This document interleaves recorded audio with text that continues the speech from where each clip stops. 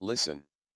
If you are an American who believes there is a God, then you probably believe that America is still the greatest nation on earth. Hopefully, you also recognize that we need a moral, spiritual revival before a political revolution can be planted in fertile soil. It just makes sense. Are you with me? Please subscribe to Daily Tea at www.dailytea.us/subscribe.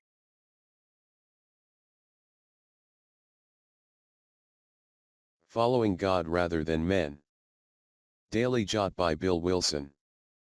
The long-standing principle of government is that people give up some rights for the protection of civil government. America was formed with limited government to supply protections enumerated in the Constitution, so that the people may be as free and safe as possible, to live their lives as they see fit. Irrespective of whether one believes revisionist history, or will delve into finding the truth, America's founding fathers agreed that the Word of God was the foundational standard for this government of the people, by the people and for the people.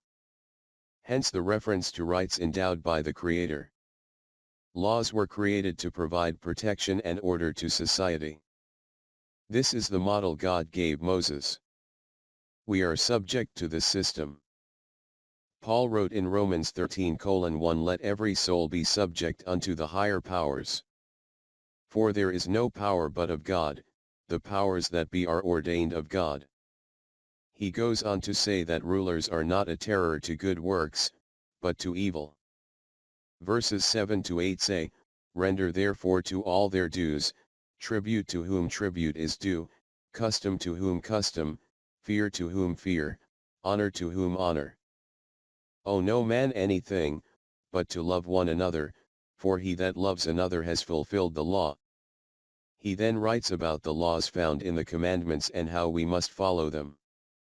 So many use these verses to say that we must submit to government whether it is evil or not, because it is sovereign of God. Herein lies a great mystery.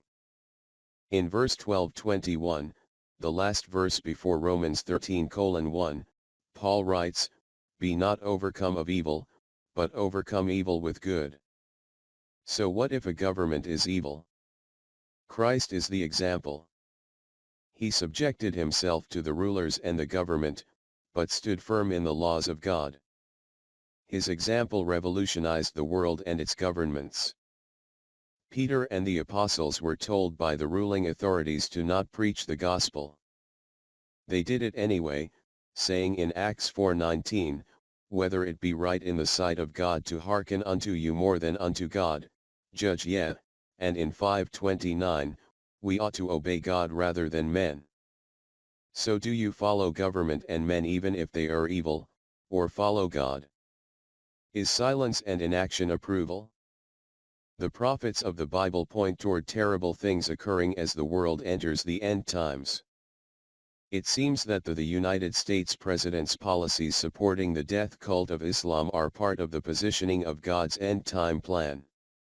Yet many suffer horribly as it plays out. This does not mean that we do nothing against this evil, justifying our inaction as subjection to the sovereignty of God through government. We will not prevent God's sovereign plan, especially by standing for what is right. Irrespective of what we do, God will have his way. We are instructed to stand against evil, and having done all to stand, even while God's plan is in motion. My conclusion: it is perilous for one to hide behind the sovereignty of government as an excuse to do nothing in the face of evil, especially when Christians are being slaughtered due to the policies of government.